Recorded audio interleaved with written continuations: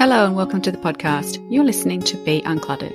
I'm Rebecca Mazzino and with me is Tara Tuttle, and together we are going to help you on your journey to a life free of clutter. Hi and welcome to this week's episode. This week we are talking about two things that are often used interchangeably or talked about as though they are the same thing. And we are going to talk about them today because we don't believe they are the same thing. And these things are happiness and contentment. So one quote, which I think kind of perfectly summarizes where we're headed with this, is one by Fargo, which is, "Happiness grows best in the soil of contentment." And if that sounds like gibberish to you right now, hopefully our discussion will clarify what he means and what we think about that. Yeah, definitely. It will make more sense later. We'll have to remember to repeat it at the end. People talk a lot about wanting to be happy. And it's often stated as kind of a life goal is, I just want to be happy. I just want my kids to be happy. Everyone just wants to be happy. You know, you hear that all the time. And happiness seems to be something that people are constantly striving for. And there are thousands or potentially millions of books out there that talk about happiness and how to be happy and get your way to a happier life. It seems to be the goal of everyone. And there's not too many people that wouldn't have that on their list of things to aspire to. Yeah, absolutely. Don't you agree? Like most of us. Well, there's nothing wrong with being happy. Yeah. It's a good thing. But would put it as as an achievement, as something that they're striving for. Yeah, for sure. So before we talk about the difference between the two, we'll talk about what happiness is essentially. So the word happiness is derived from the Norse word hap, which means luck or chance. And I think this is kind of what leads us perfectly into our view of happiness, which is not that it is this everlasting state of being. Happiness itself is more of a short-lived, fleeting, kind of temporary state of pleasure. And this idea that it comes from this word which means luck or chance is that it is really out of your control almost. It's like a temporary thing. That happens to you, yeah. Yeah, that's right. And it fluctuates, that it's not a static thing that lasts over time. Yeah. And this is where, we'll get to that later. But, so it's something that can come and go, and it's a thing that we feel, it's an emotion that we feel, and a state of being that will arrive and make us feel good, and then it will go away again. And it is often dependent on external sources. So we're going to talk about a few examples of things that bring happiness, and all of those things are external things. They're all things that happen to you. And so that's probably another way to look at happiness as something that happens to you. Yeah, and I think the fact that it is this temporary emotion is the reason we all feel we can't get enough of it. The reason we always feel like we have to continually strive. There's not too many people that arrive at a state of happiness and it stays with them. And I think if they think that, it is probably that they have arrived at a point of contentment and that stays with them. But the idea that happiness is this shorter burst, this, more intense emotion that comes and goes. And that's why we feel like we are forever chasing it and can never get enough of it, because it is not permanent. Yeah. Yep. So a couple of things that bring us happiness would be watching someone else be happy. There is nothing that will put a smile on your face and give you warm fuzzies like watching a baby laugh or watching somebody get given a gift that they've been waiting for or something like that. So that definitely can make you feel happy. Chocolate can make you feel happy as well. That definitely brings me some happiness. Or you talked about other people receiving a gift, even receiving a gift yourself. That's definitely. Yeah. I don't know why we didn't say that first. Or chocolate first, then receiving a gift. If we're prioritizing them in order, yeah.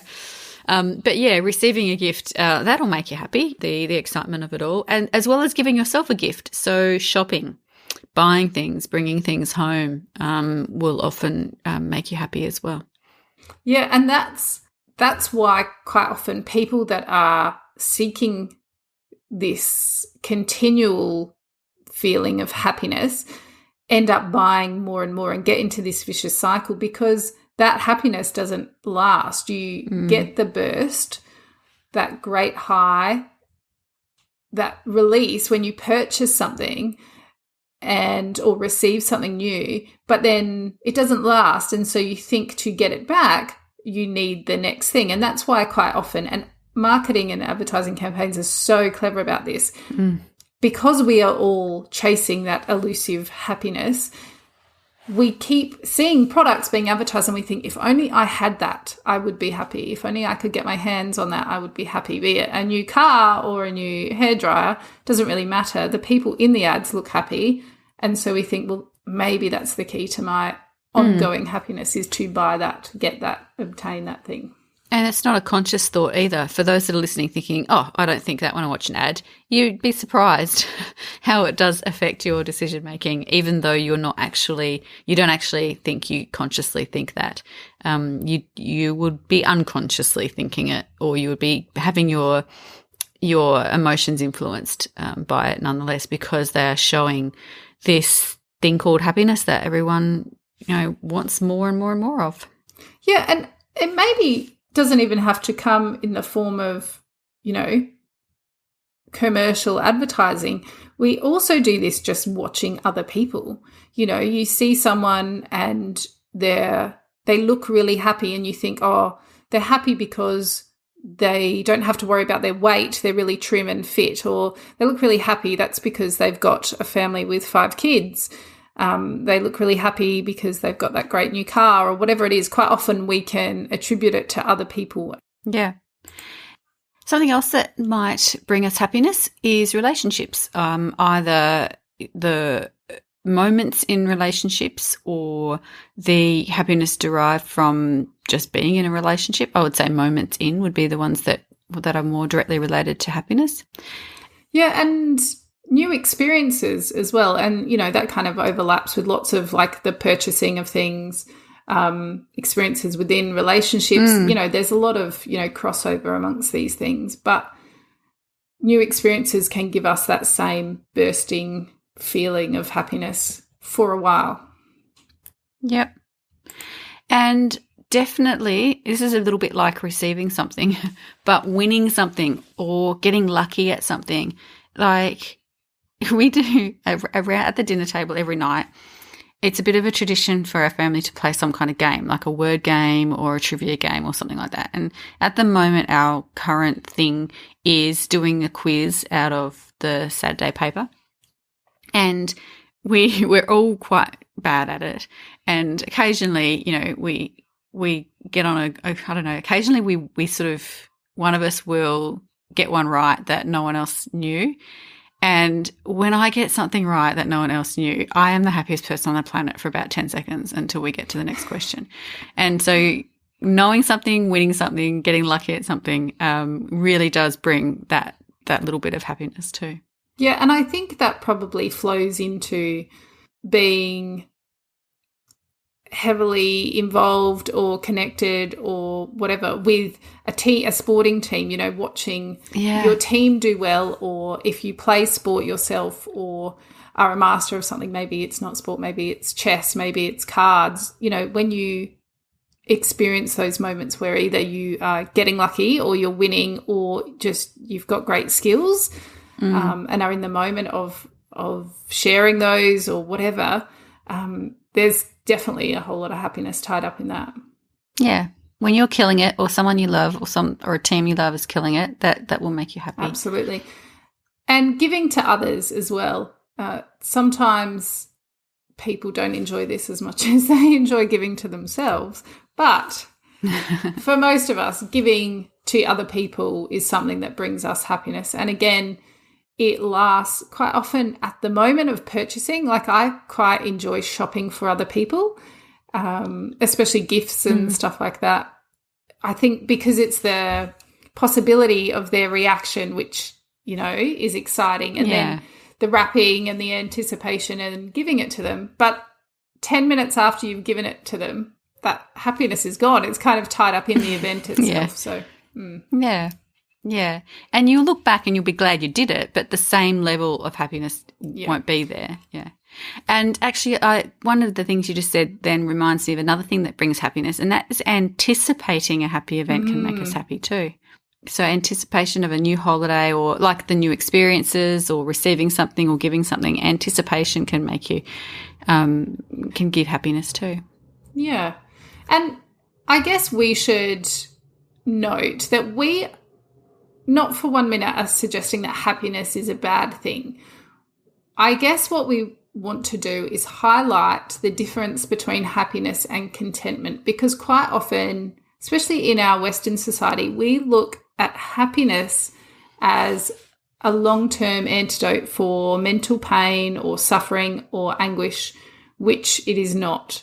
The reality is bad things and sad things and tragic things will probably happen to each of us or to people that we know, and there's not enough chocolate in the world that you can eat, or you cannot purchase enough pairs of shoes or book enough holidays to ward off negative feelings that will come and negative situations that will come at points. And I guess the idea is to have a base level of contentment, which leads us nicely into contentment, which keeps you on a really even keel despite the expected ups and downs of life. So now it's probably worth going through what contentment is and isn't, and some examples so that we can make it really clear in people's minds about the difference between the two things. Yeah.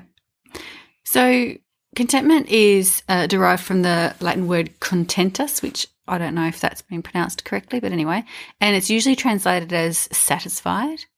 So straight away we can see when we talk about happiness and contentment, we don't see a massive difference between those words. But if we look at luck and satisfied, there's a huge difference in the meaning of those words. And so we're looking back on the origins of the words can actually show us the real difference between the two. And yeah, that's where I think when we use them interchangeably, we might say I'm content or I'm happy. And I think it's more that we aim for happiness when probably what we should be aiming for is contentment. Yeah. Well, happiness is a bit more, well, it's got that high in it. There's no real high in contentment, and we are constantly searching for the high, aren't we? And so I think that's why happiness is the thing that seems to be more sought after, because it has that higher peak to it. Whereas contentment, almost sounds boring. Yeah, I can get that. But it sounds, if you have a conversation with somebody, say, "Oh, how are you going?" If they say content, it's always like, "Oh, well, is that all?" Yeah, loser. Not me. I'm happy. I just booked a holiday.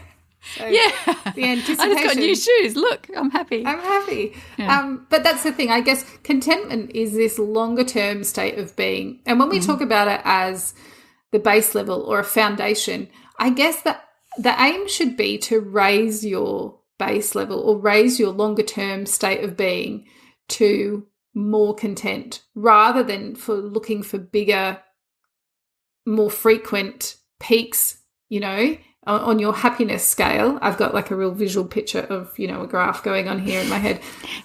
Same here. But because the idea of contentment is this longer term state of being, then when you are content, it's not easily affected by the external changes. So you can have a bad day or a bad week or a bad year and still be content. Where if you have a bad day, your happiness radar is through the floor. Yeah, that's right. And when you're content, you can still be happy, which, does take us back to that quote at the start, where you can have happiness in contentment. And in fact, that's probably one of the best ways to have happiness, because when the happiness goes away, you don't then have nothing. You don't have a void. You have your base level of contentment to sort of keep you afloat. That's it. And I want you to talk to me back around the word enoughness, which I think is a word that you've made up, but I really like it. Yeah. Enoughness is just this a sense of enoughness is the way I see contentment. I see contentment as feeling like your life is enough and you're enough and what you have is enough and that everything is just enough and you don't need to be seeking highs or seeking external stimulation or seeking new things in order to feel better. Because you have and you feel enough already. So part of that feeling of enoughness is the sense of feeling complete as a person. So if and for some people that might require a whole lot of work, but if you can feel complete or relatively whole, that takes you a long way to feeling content or, feeling this idea of enough. And you don't need the new purchase, the new experience to keep you buoyed because you are your base level is relatively high anyway. Yeah. And I think that, another way to define contentment would be, like you said, just a lack of wanting or a lack of wanting more. And that doesn't mean that you all of a sudden don't buy shoes or you don't eat chocolate. It just means that you don't need them in order to feel complete. Mm-hmm. You already feel complete and they're just like the icing on the top. Yeah. And some people might find their way to contentment through doing the work to feel complete. And for some people that includes understanding your purpose or your meaning for your life. And, that journey might take you 30, 40, 50, 60 years to feel like you understand your purpose.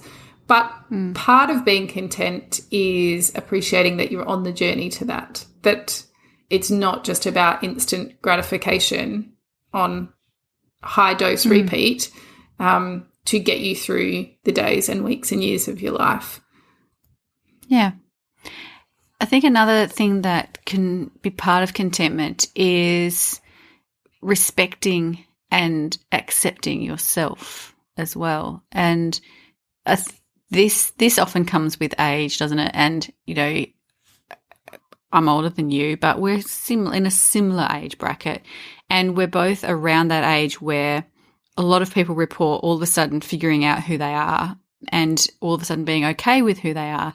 And it does take a while, but a lot of people will report in their 40s is when they really start to realise that. But some people can get it earlier as well. Yeah, and I think that acceptance comes from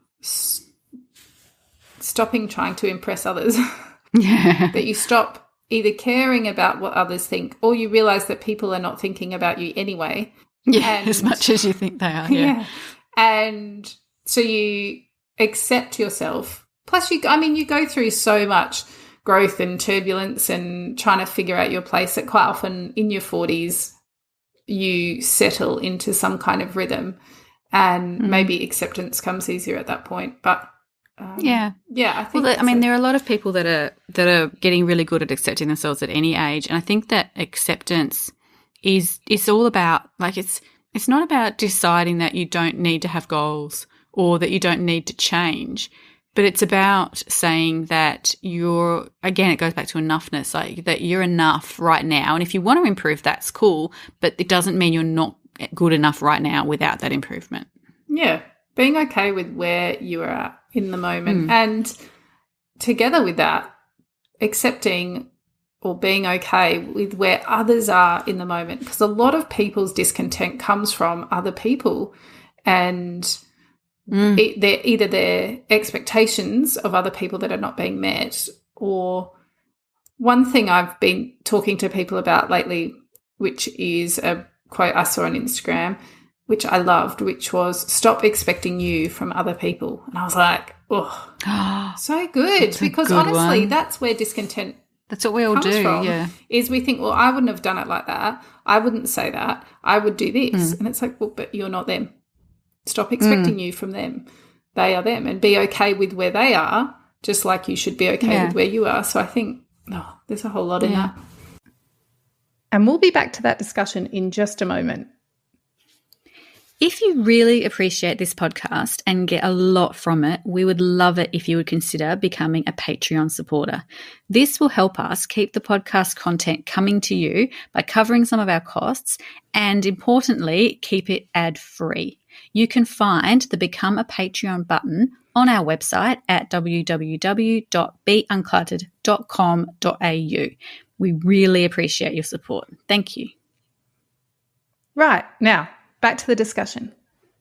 So we've sort of blurred over into examples of things that create contentment because, you know, that acceptance of oneself and acceptance of others is a really good way to work on creating contentment. And you've mentioned expectations, and I honestly believe that learning about dropping expectations has been one of the biggest things that has helped me with contentment. Like I read a book years ago, and it was like a relationship sort of self-help thing, and just trying to remember what it's called, but we'll put it in the show notes anyway. But I think it's called When Words Are Not Enough, 7 Loving Actions to Transform Your Relationship, or something like that. And a lot of that book wasn't helpful for me, but one of the things that it helped me with, and it wasn't in my relationship, it was in my life in general, and it was the focus on dropping your expectations and the fact that it's our expectations that make us miserable, not other people's actions. It's our expectations of other people's actions that make us miserable, and what they do is actually rather incidental. And if we change our expectations, what they do has very little effect on our sense of contentment or happiness. So that has been, like, for me, that dropping of expectations has been a real life changer for me. Another thing or example of something that will get you a lot closer to contentment, and I think this thing is huge, is gratitude for what you already have. And I heard recently someone say, imagine if you woke up today only with the things that you were outwardly grateful for yesterday. And I was like, whoa. That's another punch, isn't it? Yeah. Yeah. Like you would powerful. pretty soon change your perspective on gratitude and being openly grateful for everything you had, because, what was I openly grateful for yesterday? Maybe dinner, maybe my dog. Yeah, I would wake up today without a lot of stuff. But just that thought about, instead of always looking forward down the road and what else you want, have a look at what's around you, and not just physical things, but people, your country, potentially the political system you live within, you know, your air quality, your water quality. Like, there's so much to be grateful for, which we really do take for granted. So I think that can get you to a good place of contentment too. Yeah. And looking for these things actively helps you notice them later more passively. And so with an active gratitude exercise, you will actually start unconsciously being more grateful as well, which will build your contentment too. And that leads into feeling like you've got all you need. When you start seeing how abundant your situation is, and having, you know, most of your basic needs met, and then some, you will realize you have all you need, and that extra pair of shoes or the new car or fancy set of diamond earrings, I don't know, whatever it is that you think you would be happy when you attained that will dissipate a bit, because you realize that what you actually need is already what is around you, and all those things are kind of superfluous to this long-term underlying feeling of contentment. That just reminded me, and I don't know, now here's just a bit of background for you. Tara and I have already recorded this episode once, and I had a technical difficulty, that's in air quotes, because it really was my fault, and it didn't record properly. And so I don't know whether I've said this in that episode or I've said it in another episode we've recorded, so I apologise if I'm doubling up here. But when you said that, reminded me of another book I want to plug, which is Matt Haig's Midnight Library. Did I talk about that in another episode we've already Yes. released, or did I talk about it when we were recording this one before? No, you can't talked remember. about it in another one that we have released. Okay, so it's applicable again to this one. But I won't go into too much more detail than seeing I've already done it before. But again, that book will really highlights this idea that we can think about what we already have to help us be more content. One thing, if you feel like you need to raise this base level and create more contentment in your life, one thing that is really important, other than acceptance, gratitude that we've already talked about, and feeling like you've got all you need, that can really move the needle on this big time, is helping others. And once you kind of start looking outside of yourself and appreciating that the world is bigger than just you and your bubble, your immediate friends and family, helping others, and it's not just about seeing that you're in a better position than other people and so that makes you feel better, although that probably happens as well. There's something about that giving with no expectation on return that just, it's like it fills your soul. I can't even, without getting like mega spiritual about it, I can't really pinpoint why, but anyone that has actively engaged in helping people less fortunate, there is something, it changes your vibration. And I say that without any understanding of anything to do with vibrations.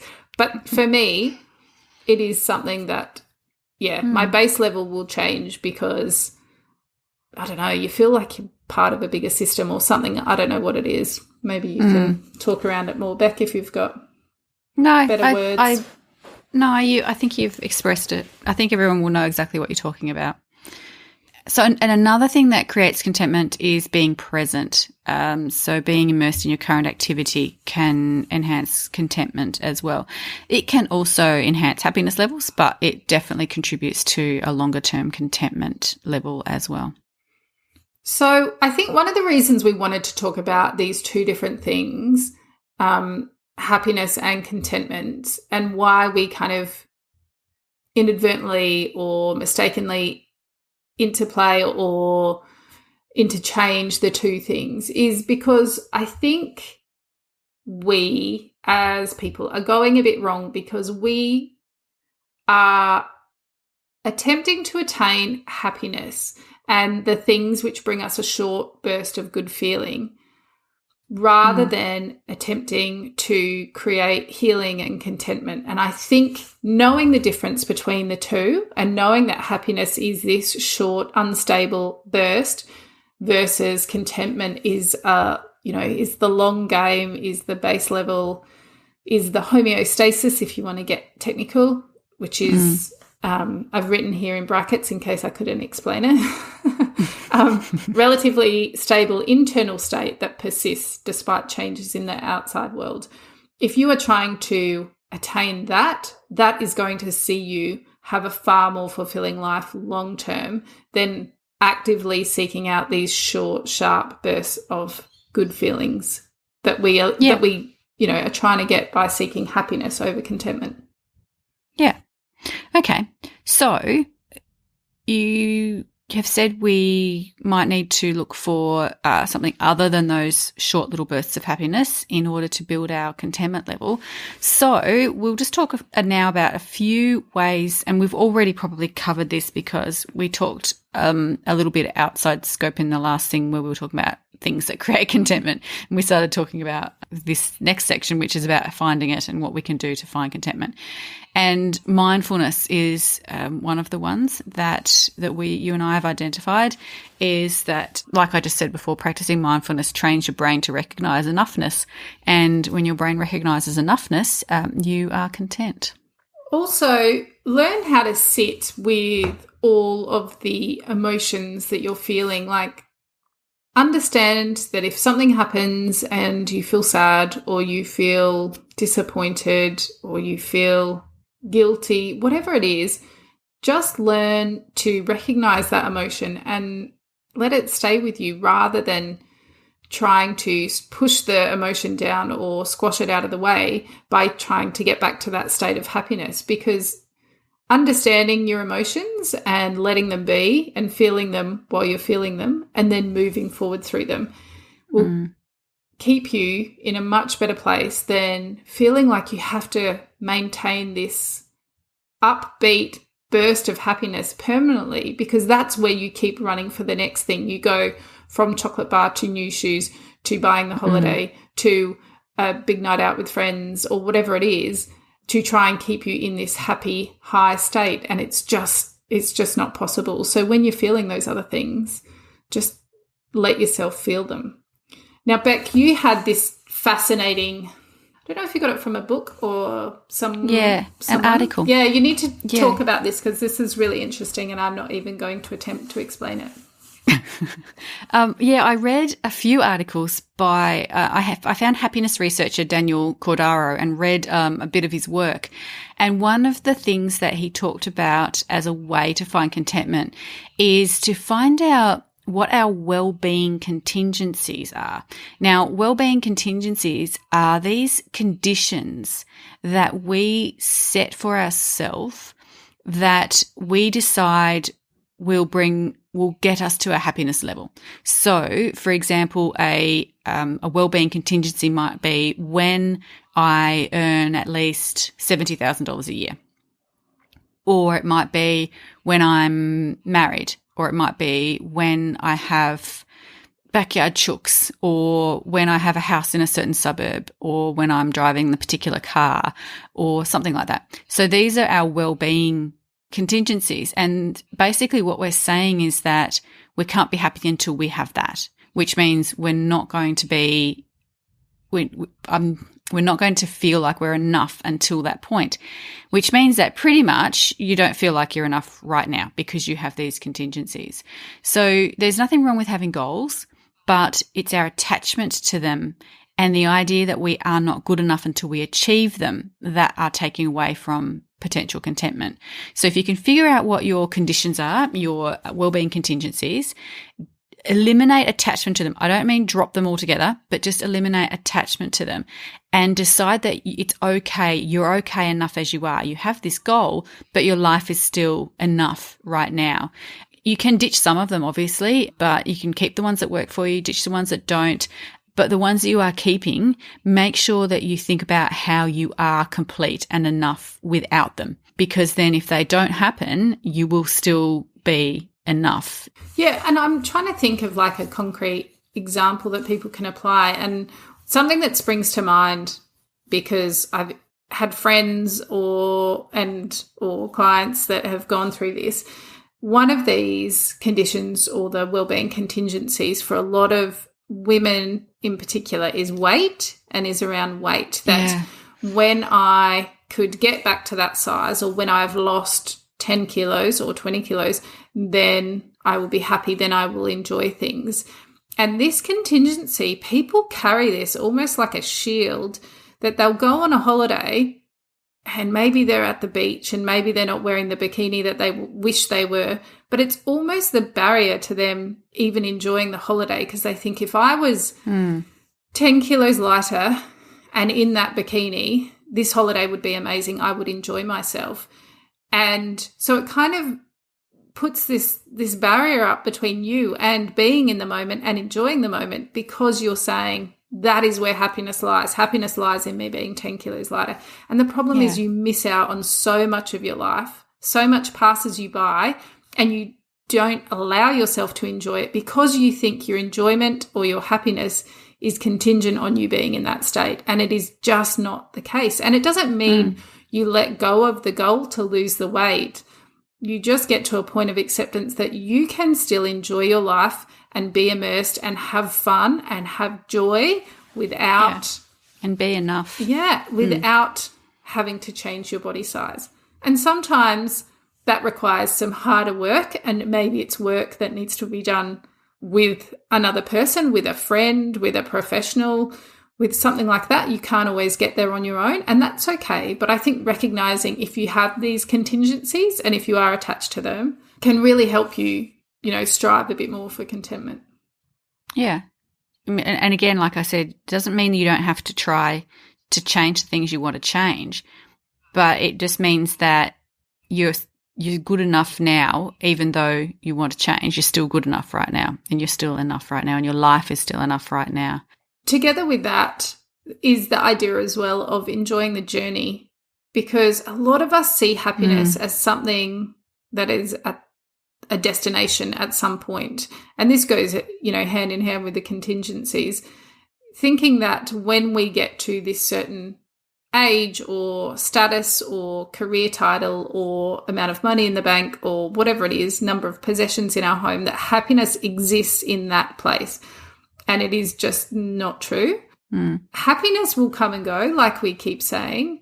The point is to enjoy the journey. So rather than just focusing on a destination where you think magically everything will align and you will maintain this idea of happiness for the rest of your days, just enjoy the moments that come and go, enjoy your base level of contentment, and appreciate that sometimes sad things will happen, and that's just part of the journey. But I think once you kind of get to a point of accepting that, it does make it far more enjoyable.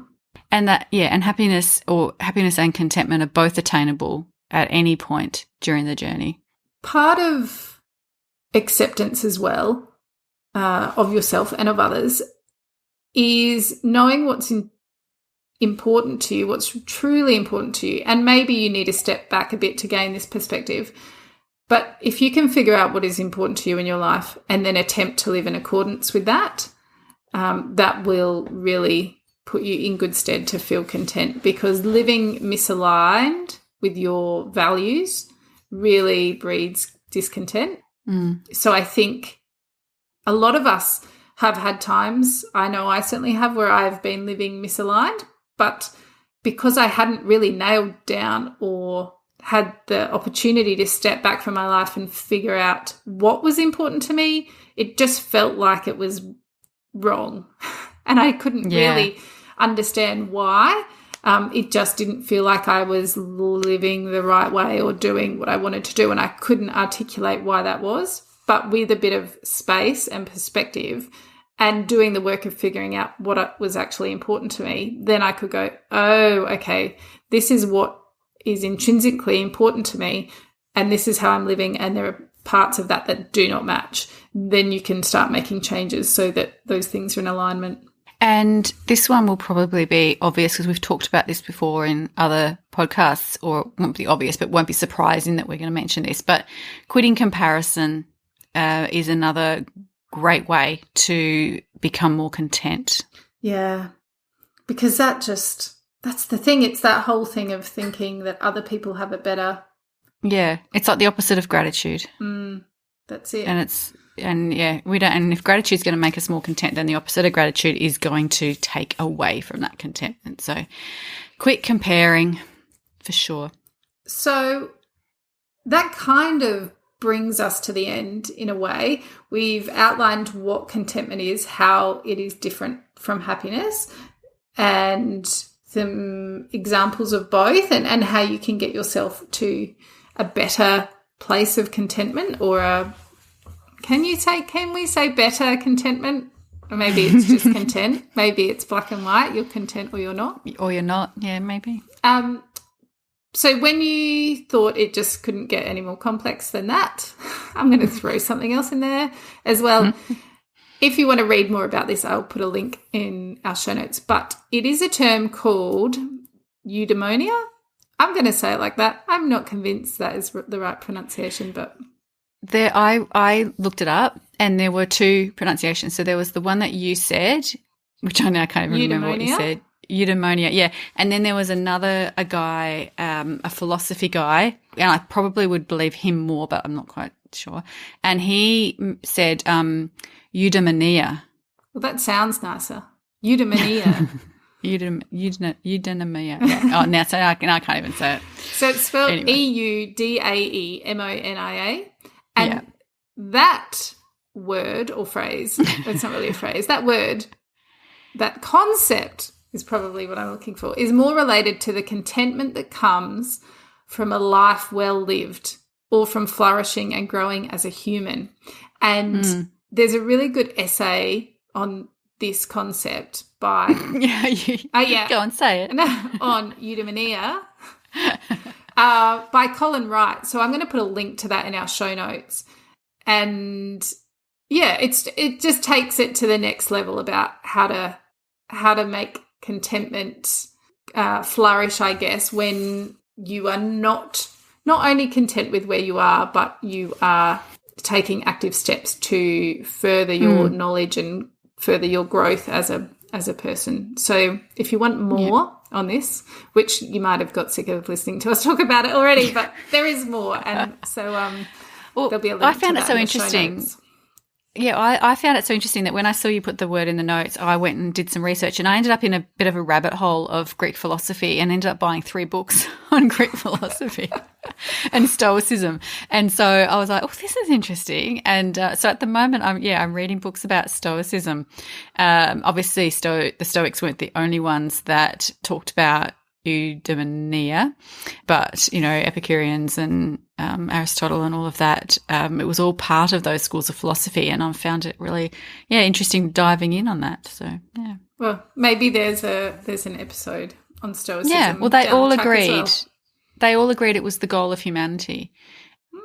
And also Daniel Cordaro, when he was studying a previously uncontacted community in Bhutan, I think, they also talked about this idea of contentment and a little bit like the eudaimonia, about being their most revered goal as well. So it's definitely something that's been around a long time, and lots of ancient cultures have found that, this contentment is really the most important thing to be striving for. So the challenge this week for you is to, when someone asks you how you're feeling, instead of replying with happy, say, I'm feeling content, and see what people's response are. And on purpose too, yeah. And if you can't, in all honesty, say you're feeling content, maybe you need to rewind this and come up with some of the ways you can get yourself closer to that point. Yeah. For sure. So join us in our Facebook community group, and we will see you next week. Thanks for joining us. We'd love it if you'd leave a review or tell all your friends about us so they too can be uncluttered. If you'd like to connect with us, you can find us at beuncluttered.com.au or on social media or on our own websites at clearspace.net.au and basklifecoaching.com.